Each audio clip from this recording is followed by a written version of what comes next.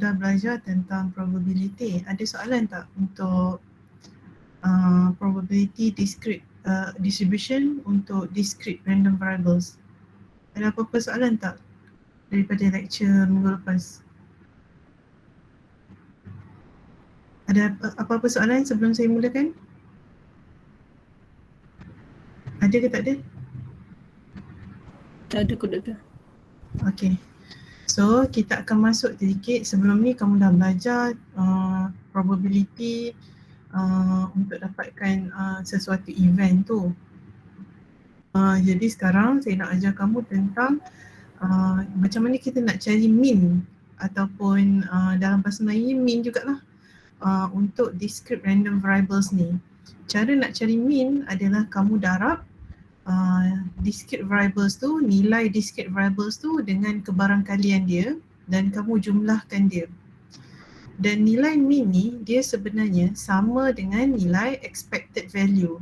Jadi kalau dalam soalan dia tanya apakah mean ataupun apakah expected value untuk discrete random variables, kedua-dua ni maksud dia sama.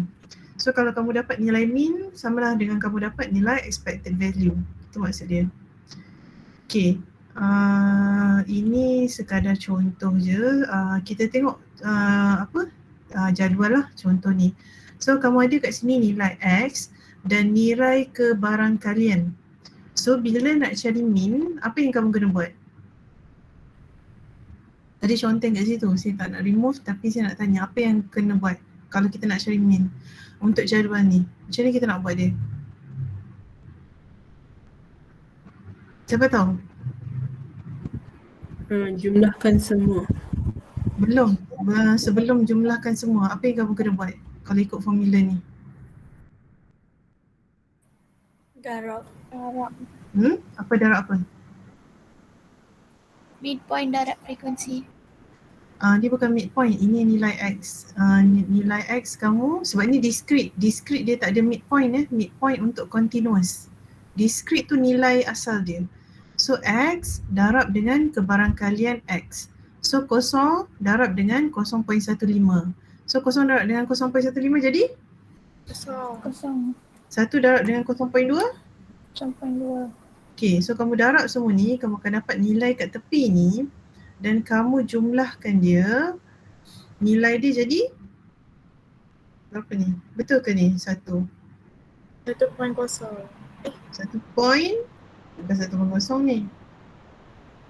Betul ke 1.0? 2.0.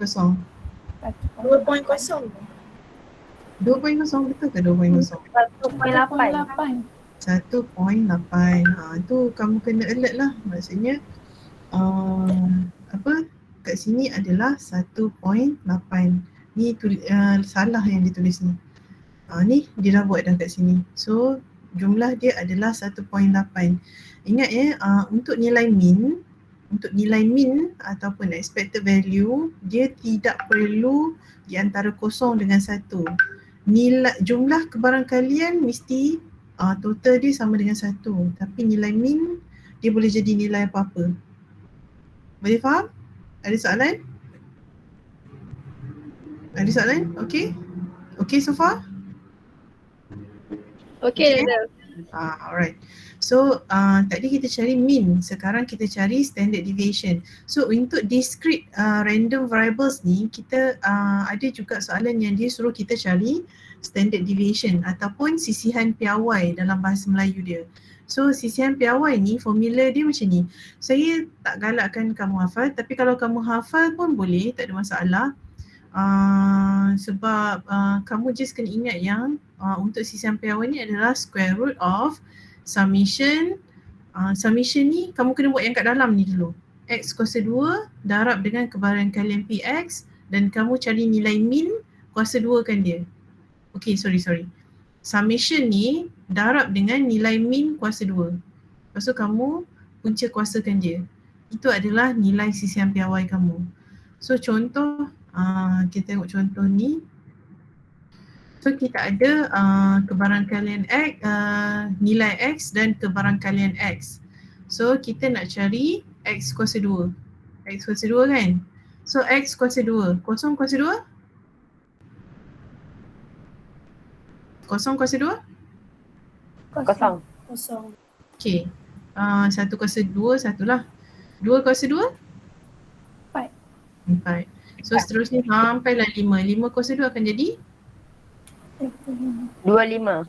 25. So kamu tahu kamu letaklah dalam table ni macam yang dah diconteng ni. Okey, sekarang dia nak X kuasa 2. Nilai X kuasa 2 ni kena darab dengan nilai kebarangkalian. So kamu darabkanlah. Kosong darab dengan 0.02 dia dapat kosong.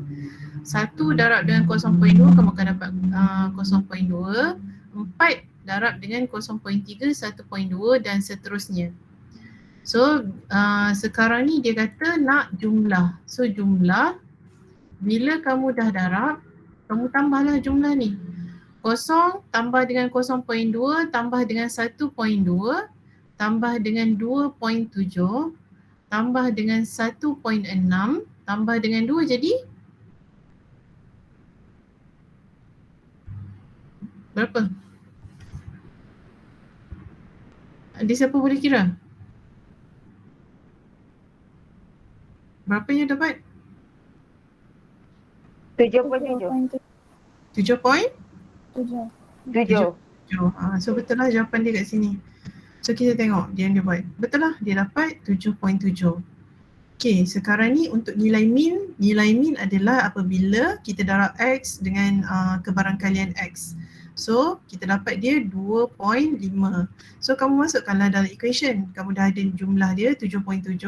Tolak dengan 2.5 kuasa 2. Kuasa 2 ni penting Kamu jangan tinggal kuasa 2 ni. So bila kamu kuasa 2 kan dia dulu baru kamu tolak. Bila kamu tolak kamu akan dapat 1.45 punca kuasa dia. Jadi 1.204. So ini untuk soalan defective computer parts. Okay. So dia nak tanya shape tak ada ke? Let X. Okay, dia nak tanya standard deviation lah untuk defective computer part. So jadi 1.204. So okay, ada soalan kat sini? Boleh faham? Senang straightforward. Susah ke senang? Keliru. Macam mana? Keliru. Keliru yang kat mana? Start awal. Lagi awal soalan tu. Dari awal soalan. Okay, sebenarnya soalan ni dia bagi table ni. Soalan dia nak cari, dia bagi table ni. Table kat atas ni kan. Dia soalan ni sebenarnya tak habis ni. Despite the fact of two can every part, a few defective part do pass through this inspection undetected. Okay, so dia nak cari, soalan dia tak habis ni. Soalan dia tak habis, tapi maksud dia adalah dia nak cari berapa defective part untuk dia bukan kebarangkalian dah. Dia nak cari berapa yang terlepas daripada inspection. Berapa defective parts yang berkemungkinan terlepas daripada inspection. Maksudnya dia kata dia ada banyak 400. Tetapi kebarangkalian untuk kosong parts yang rosak terlepas adalah 0.2. Kebarangkalian 1 0.2. Kebarangkalian 2 defective part yang akan terlepas inspection adalah 0.3. Ini adalah nilai-nilai dia. So jadi yang kita buat, kita nak cari sisihan piawai untuk tahu sebenarnya berapa yang berkemungkinan terlepas. 1.204. Okay, soalan ni dia confusing sikit. Biasanya saya tak akan bagi soalan macam ni lah. Saya akan bagi soalan yang straightforward. So jangan risau sangat soalan ni. Boleh ke? Fokus kepada cara pengiraan dulu. Boleh? Boleh doktor. Okay, so sebab soalan dia ni bahasa Inggeris aras tinggi, so saya takut kamu tak faham. Okay, kita cuba tengok contoh yang ni. Okay, yang ni ada soalan. So kita lihat. Lorraine Corporation is planning to market a new makeup product according to analysis made, okay, keuntungan dia adalah 4.5 million jika jualan dia adalah tinggi dan keuntungan tahunan dia adalah 1.2 million. Dia akan kehilangan 2.3 million setahun jika jualan adalah rendah. Okey, jadi dia kata kebarangkalian untuk tiga senario ni 0.3, 0.51 dan 0.7. Apa tiga kebarangkalian ni? Okey. Siapa tahu apa tiga senario ni? Siapa boleh cakap kat saya? Apa tiga senario ni? Sale. Okay, sales. Apa jenis sale?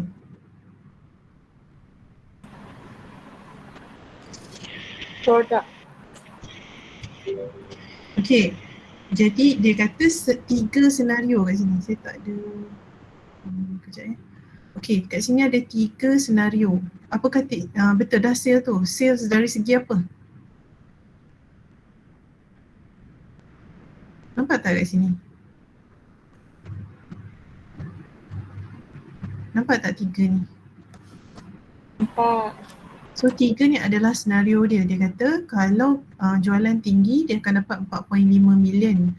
Kalau jualan adalah sederhana 1.2 million. Kalau jualan adalah sedikit dia akan kehilangan 2.3 million. Jadi kalau tinggi kebarangkaliannya adalah, kalau jualan tinggi kebarangkaliannya adalah 0.32. kalau sederhana kebarangkaliannya adalah 0.51. kalau rendah 0.17. Itu maksud dia. So make sure kamu faham dari segi soalan ni lah. Okay, let X be the profit. Okay, keuntungan dia yang dia boleh dapat. Jadi dia nak kita tulis kebarangkalian. Taburan kebarangkalian untuk X ni. Taburan kebarangkalian maksudnya dalam bentuk jadual lah. Kita dah tahu tadi 4.5 million untuk 0.3, 1.2 untuk 0.51. Kenapa dia letak negatif kat sini? Kenapa dia letak? Sebab rendah. Sebab dia untung ke dia rugi? Rugi. Dia rugi. So bila dia rugi dia akan jadi negatif. So inilah jadual yang dia nak daripada apa yang kamu tulis tadi. So sekarang dia kata cari mean dan standard deviation. Kita dah tahu macam mana nak cari mean. Macam mana nak cari mean? X darab PX. Okay, semua ni X darab PX. Siapa boleh tolong saya bagi tahu berapa nilai yang pertama? 4.5 darab 0.32? 1.44. Okay, saya try tulis 1.44. Yang kedua? 0.612. 0.612. 0.612. Okay, yang ketiga? Negatif 0.0391. 0.0391. So kalau kamu tambah semua ni kamu akan dapat mean berapa?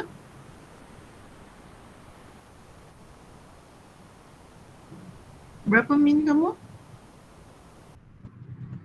2.01. Okay, kita tengok. Betul tak? Ni.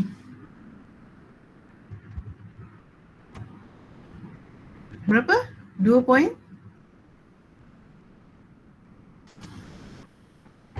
Betul tak tu? Yang tu yang negatif 2.3 darab dengan 0.17 tu bukan, jawapan dia bukan negatif 0.391 tu. Jawapan ni sebenarnya? 0.391.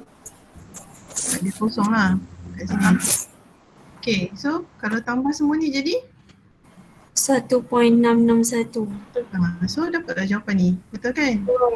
Tapi jangan lupa unit dan unit kat depan dengan kat belakang lah. Kalau dia dollar million kena tulis lah. So bila kamu dah dapat mean, kamu akan gunakan kiraan sama sebab tu penting untuk kamu buat jadual ni. Untuk kamu kira yang ni. yang bahagian ni. So dia kira dia dapat 8.1137 tolak dengan min yang kamu kuasa 2 kan dia, kamu akan dapat 2.314. Okay. Ada soalan yang ni. Yang ni faham sikit tak daripada soalan sebelum ni? Faham. Yang ini biasanya soalan akan straightforward, tetapi yang dalam soalan ni yang tak straightforwardnya yang ini. Kamu kena susun dia dalam bentuk jadual. Boleh? Okay? Okay semua? Okay. Boleh. Okay. Ada soalan tak untuk yang ini? Kalau tak ada, kita akan masuk kepada factorial. Tak ada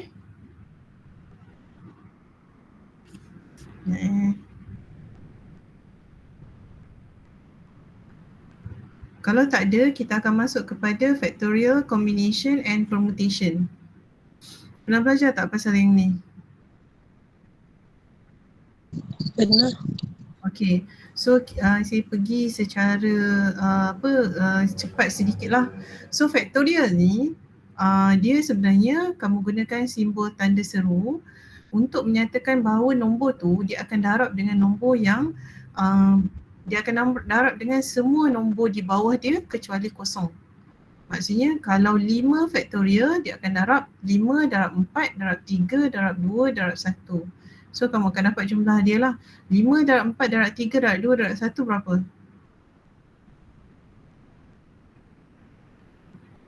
Berapa? 120. 120. So itu maksud dia. Dan saya nak ingatkan kamu dalam factorial, kalau dia kosong factorial, dia bukan kosong dia adalah 1. Kosong factorial bersamaan dengan nilai 1. Jadi make sure kamu take note lah untuk yang ini. Okay. So ini dia kata evaluate 7 factorial. So didarabkan lah 7 darab 6 darab 5 darab 4 darab 3 darab 2 darab 1. So yang ini saya rasa kamu tak ada masalah sebab kamu ada pernah buat. Ada tak siapa-siapa yang tak pernah belajar langsung pasal factorial? Boleh angkat tangan ataupun cakap saya. Ada siapa? Semua belajar? Ada yang tak belajar pasal factorial? Syukri, boleh tolong tengokkan siapa yang angkat tangan? Syukri, saya tak boleh buka chat. Boleh tolong tengokkan? Saya tak dapat tengok full Doktor. Pasal guna phone.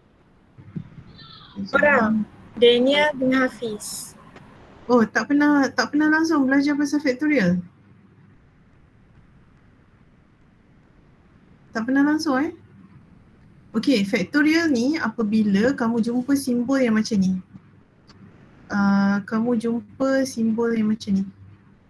Ada tanda seru, maksudnya kamu kena darab nombor tu dengan nombor yang di bawah dia. Tetapi untuk case di mana kosong factorial, kamu kena dia adalah sama nilai dengan 1. Boleh? Factorial ni itu maksud dia. Factorial ni number of integers. N sampai 1, sampai nilai 1. Dia kena sampai nilai 1. So kosong factorial adalah 1. Saya harap kamu faham lain tu. Okay, so kalau 10 factorial, dia akan darab 10, 9, 8, 7, 6, 5, 4, 3, 2 sampai 1. Semua nilai ni bila kamu darab, kamu akan dapat banyak ni lah. Okay, siapa yang tak faham, siapa yang tak pernah belajar ni, siapa Hafiz dengan siapa tadi? Siapa Syirah? Daniel. Okay, Daniel. Kalau saya buat soalan dia 3 macam ni. So apa jawapan dia? 3 darab 2 darab 1. 3 darab 2 darab 1 sama dengan? 6. 6. Siapa lagi seorang? Hafizuddin. Siapa? Hafizuddin Hafizuddin? Ke siapa? Betul. Hafizuddin. So 4 factorial maksud dia?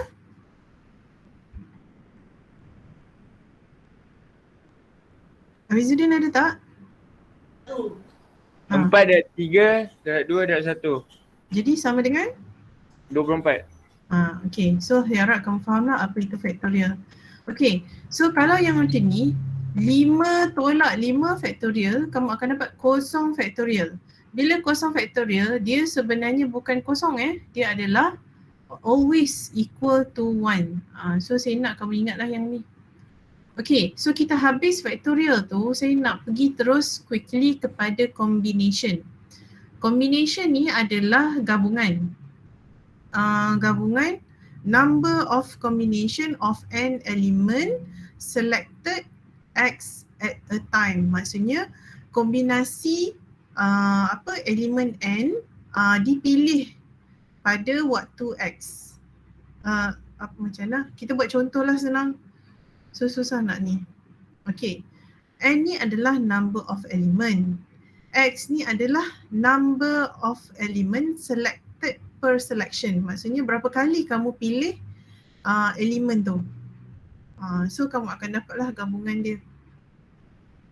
Sebelum kita pergi kat contoh, macam mana kamu nak kira bila kamu diberi soalan NCX ni, kamu kena buat dia N permutation. N ni akan jadi permutation bahagi dengan X permutation dalam kurungan nilai N tolak dengan nilai X permutation.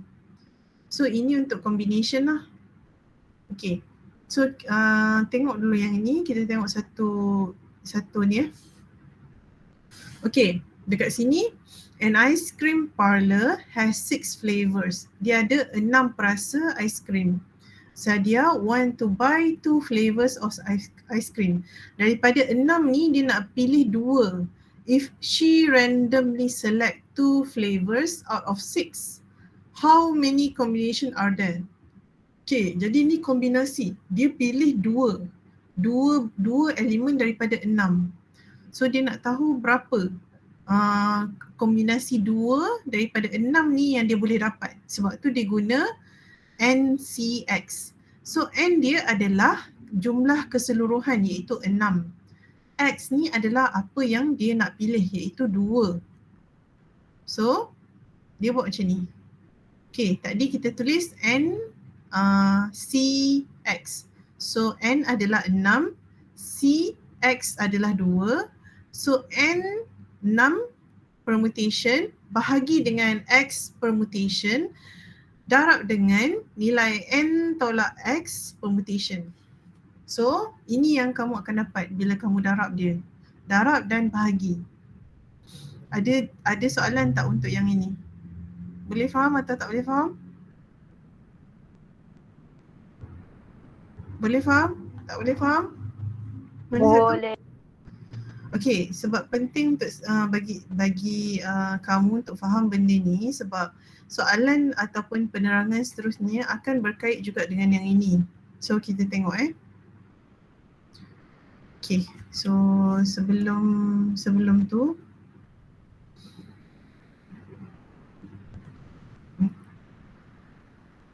okay, 3 members of jury will be randomly selected from 5 people. How many different combination are possible?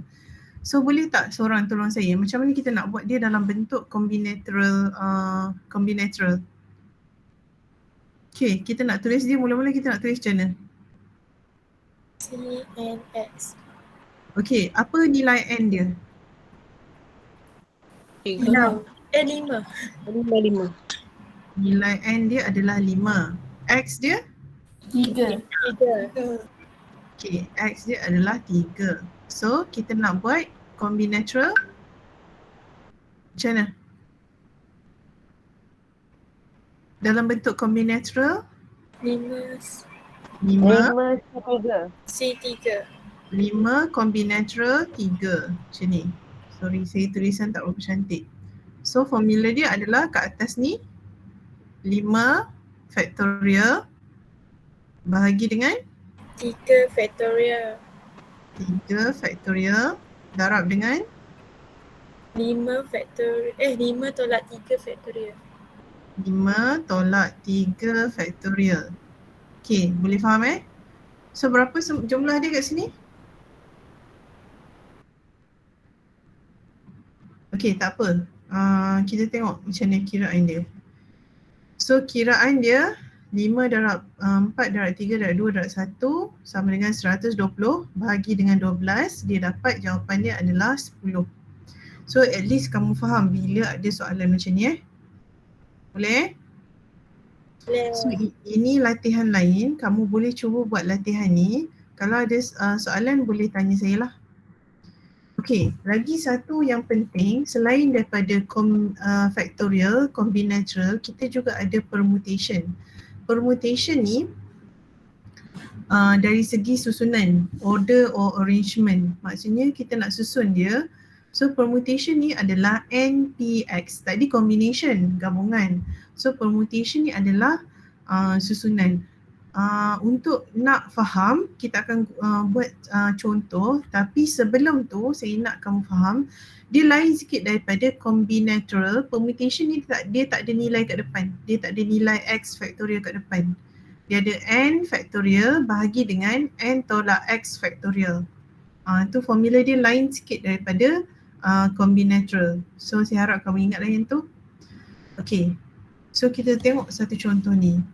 So club ada 20 member. So kita tahu nilai N kita apa? 20. N kita adalah 20. So sekarang ni dalam soalan kata yang part ni yang pening sikit. Dia kata dia nak ambil 3 jawatan iaitu presiden, setiausaha dan bendahari untuk next year. They always select, okay.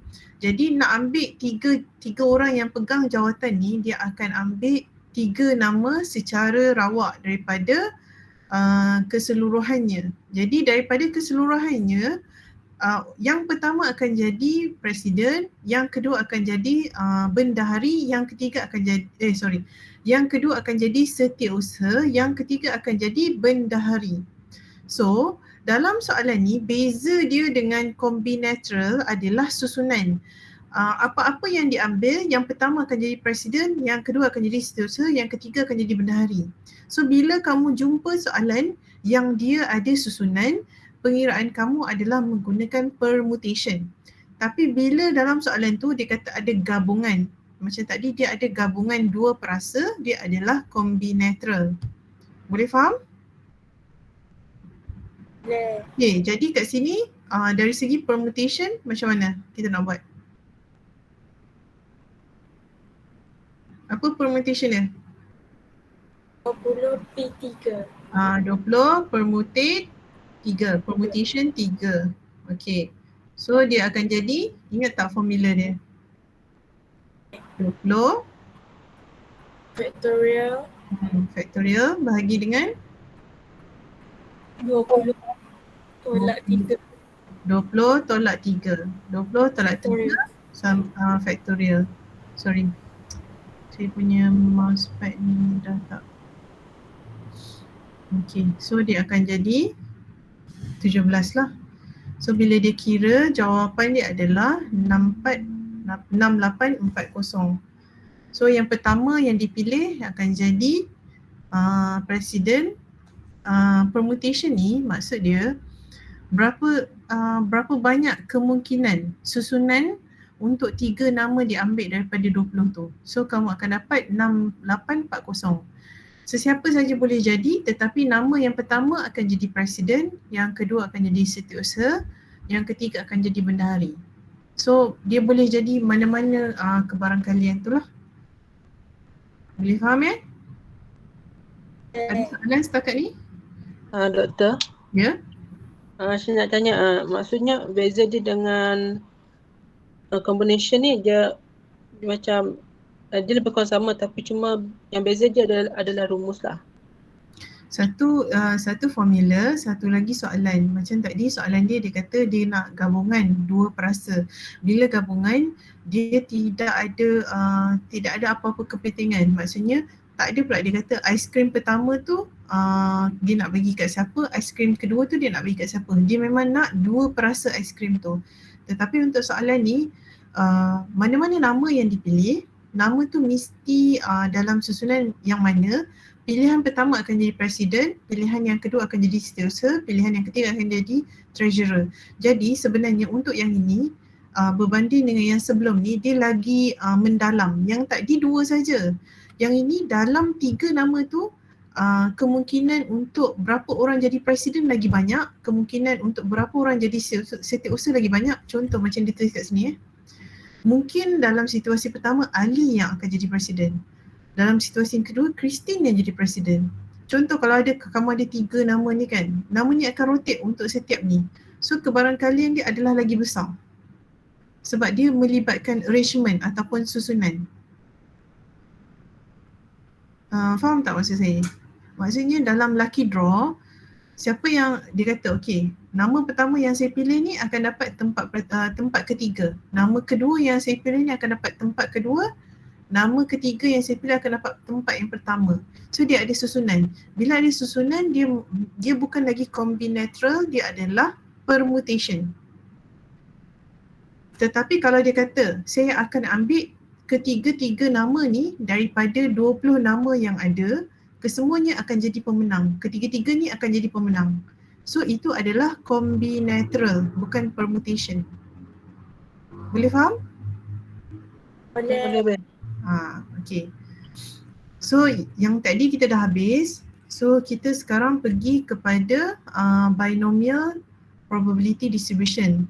So macam saya cakap lah, bila dah dalam sikit dalam statistik ni, dia lebih lebih susah lah sebenarnya. Okay, condition of a binomial experiment.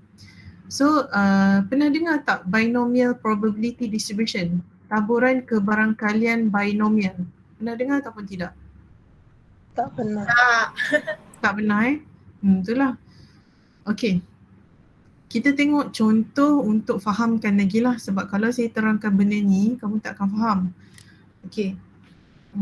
Binomial ni sebenarnya adalah dia kata bila kita ada n identical trials, kita ada percubaan yang sama. Contohnya kita ada flip coins. Flip coins tu 2, sama ada head ataupun tail. So 2 ni adalah sama. Kebarangkalian dia untuk kedua-dua belah ni kalau kita bahagi dia akan jadi 0.5, 0.5. Each trial has only 2 possible outcome. Macam tadilah, head ataupun tail. Probabilities of 2 outcome remain constant. Maksudnya kebarangkalian untuk kamu dapat head ataupun tail tak berubah. Tidak akan berubah, maksudnya 1 0.8, 1 0.2, dia tak akan berubah macam tu. Trials are independent, maksudnya dia tidak bergantung antara satu sama lain. Okay, ini sekadar rules saja. Kita kena tengok contoh untuk kamu faham lah. Okay, consider an experiment consisting of 10 tosses of a coin. 10 toss ni tahu tak apa maksud dia? Balingan. Balingan duit shilling sebanyak 10 kali. Faham tak? Boleh faham ataupun tidak? Boleh. Okey, dia kata tentukan sama ada ini adalah binomial eksperimen ataupun tidak. Okey, so tadi kita tengok syarat yang pertama dia kena identical. So dia ada 10 trials and they are identical. Maksudnya dia baling, semuanya baling. Maksudnya bukannya satu baling, satu lempar, satu roll, semua kena baling. So N adalah 10. Dia ada possible outcome dia 2 saja, head ataupun tail. Probability of obtaining head and probability of obtaining tail, dia 1/2, 1/2. P and Q. P and Q maksudnya success or fail. Biasanya orang guna perkataan P and Q ni success ataupun fail. Q ni fail lah. Tapi ada setengah-setengah benda dia bukan fail. Dia adalah lebih daripada P. Apa-apa yang kamu dapat kat P, lebihan dia ada dekat Q. Pernah dengar tak 1 tolak P, 1 tolak Q? P tambah Q sama dengan 1. Pernah tengok tak equation macam ni? Tak pernah. Tak pernah Okey, tak apa, kita pergi lagi. Okay, trial are independent. Maksudnya bila kamu baling baling shilling tu dia tidak bergantung kepada balingan sebelumnya. Itu maksud dia. Okay. Okay, kita try tengok benda ni lah. Kita try buat contoh. Okay, yang ini contoh untuk dia tentukan sama ada benda ni binomial ataupun tidak. Okay, kita tengok 5% of all DVD players are manufactured by a large company are defective. So dia ada 5% daripada DVD player ni rosak. 3 DVD player dipilih secara rawak dan selected DVD player are inspected to determine whether each of them is defective or good. Maksudnya dia ambil 3 ni, dia nak tengok sama ada dia rosak ataupun okey. Okey, jadi dia nak determine adakah ini binomial. Macam mana nak tahu binomial ke tidak? Rasa-rasanya macam mana kalau kamu tengok dekat highlight ni? Tengok balik syarat dia.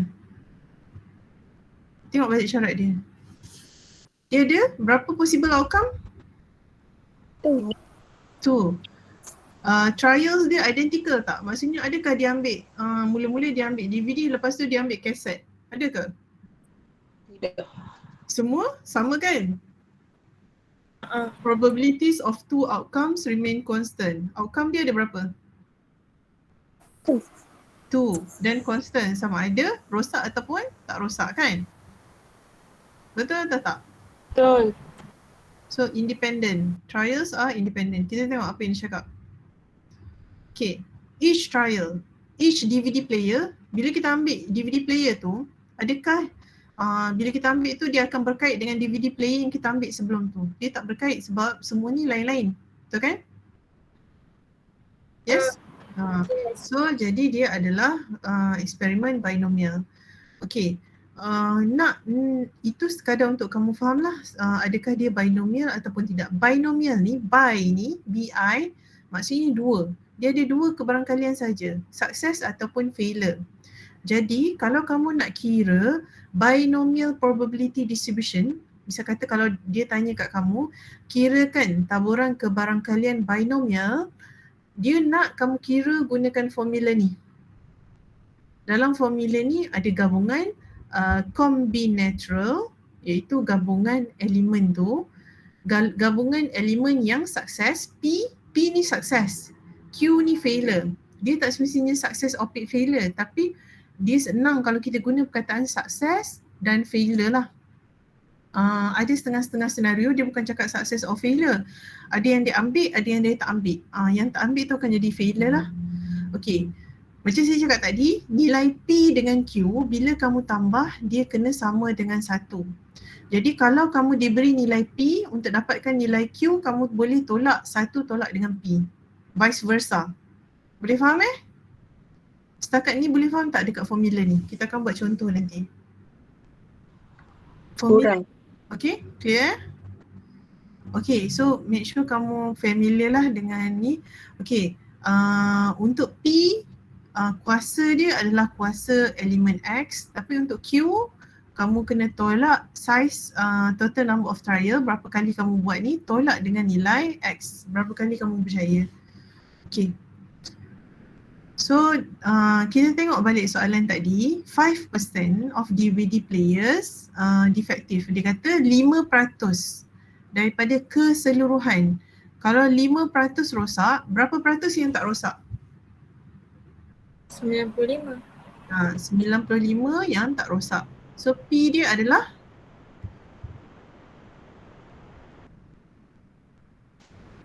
P dia adalah 0.05.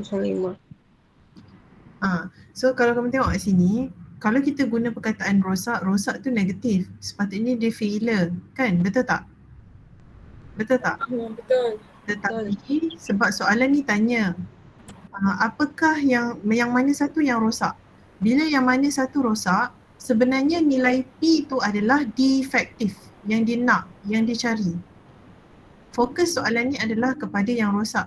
Jadi sebab tu nilai P kamu, walaupun kefahaman kamu tentang P ni adalah sukses, sebab dia nak soalan ni defektif. Apa yang defektif? So nilai P kamu akan jadi 0.05, nilai Q adalah 0.95. Okay, so sekarang ni dia kata dia ambil 3 secara random. Daripada 3 ni, apakah kebarangkalian satu daripadanya rosak? Okey, jadi nilai N kamu adalah 3. 3. Nilai X kamu adalah 1. 1. Jadi gunakan formula yang atas ni. 3 kombinatoral 1, P 1, Q 3 tolak 1, 2. Okey. Kalau kita letakkan dia dalam formula, kalau kita letakkan dia dalam formula, kita akan dapat kiraan dia. Tetapi kamu boleh juga buat dia dalam bentuk tree diagram. Ingat tak kamu ada buat tree diagram sebelum ni? Ingat. So sekarang ni dia pilih benda ni 3 kali. So bila dia pilih 3 kali, kamu kena buat 3 stage. 3 stage pilihan. Jadi kamu pecahkan dia untuk yang defective dan good macam ni. So bila kamu pecahkan dia dalam bentuk 3 branch, kamu kena ingat kalau kat atas D, kat sini pun kamu kena pecahkan kat atas D. Tak boleh kat atas G, good. Kat atas kena D sampai habis. So kamu susun dia macam ni, kamu akan tengok mana yang satu, sekurang-kurangnya satu rosak. So ada 3 kat sini. So kamu kena darab dia 0.5 darab 0.95 darab dengan 0.95. So itu apa yang dia buat ni. 0.05 darab dengan 0.95 darab dengan 0.95. Bila dia dapat macam ni, dia akan dapat jumlah lah. Kalau dia tambah, dia akan dapat 0.1353. Okey, sekarang ni yang dia buat dengan 3 ni, dia adalah kebarangkalian biasa. Bila dia menggunakan kiraan binomial, kamu akan dapat kiraan lain tau. Kiraan dia sedikit berbeza. So, kamu akan dapat 0.1354. Beza ke tak beza dengan yang atas? Beza. Okey, kita tengok balik soalan dia. Okey. So soalan dia, kebarangkalian satu adalah kalau kiraan biasa 0.1353. Kalau menggunakan kiraan binomial 0.1354. So kamu kena tengok macam mana? Tak tahu apa. Jadi kamu kena tengok soalan tu sebab kadang-kadang dia nak ada satu soalan, saya tak ingat dah yang mana sekejap Okey, kalau dalam soalan tu dia memang cakap menggunakan pengiraan taburan kebarangkalian binomial ataupun dia tak cakap langsung. Dia tak cakap langsung tetapi dia bagi macam tadi ada penyataan tentang sukses dan failure. Kamu boleh guna binomial punya calculation. Ada satu soalan saya tak ingat yang mana. Okey, sekejap saya try cari soalan tu. Ada satu soalan ni dia nak minta kamu cari perbezaan di antara probability distribution yang biasa dan perbezaan dia dengan binomial distribution. Okey, saya tak jumpa lah soalan tu. Okey, tak apa, yang itu kita tengok nanti. Kalau saya jumpa saya akan nyatakan balik. Tetapi kenapa kita tengok balik contoh ni, kenapa ada 2 jalan pengiraan? Kerana yang pertama ni dia adalah cara kebarangkalian biasa. Yang kedua menggunakan permutation adalah taburan kebarangkalian binomial. Sebenarnya kalau kamu panjangkan lagi titik perpuluhan kat belakang ni, lagi nampak perbezaan dia. Jadi biasanya yang paling ideal bila kamu buat pengiraan adalah 4 nombor setelah titik perpuluhan sebab kat situ boleh nampak. So ada beza kan ni? Nampak tak? 0.1353 dengan 0.1354. Nanti akan ada soalan dia tanya apakah perbezaan taburan binomial dan taburan kebarangkalian biasa. Akan ada soalan tu tapi saya tak jumpa sekarang. Okey, ada soalan untuk yang ini? Untuk cara pengiraan taburan kebarangkalian binomial? Ada? Tak ada? Ada Kalau tak ada, cuba buat soalan 5.11 ni, latihanlah untuk diri sendiri, cuba fahamkan. Kalau ada soalan, cuba boleh tanya saya lah. Okay, ini pun contoh lebih kurang je. Okay, dalam contoh ni kenapa dia ada 0, 1, 2 dan 3. Kita tengok balik soalan. So, 3 senior executive hold this opinion. Okay. 3 executive. So, dia nak cakap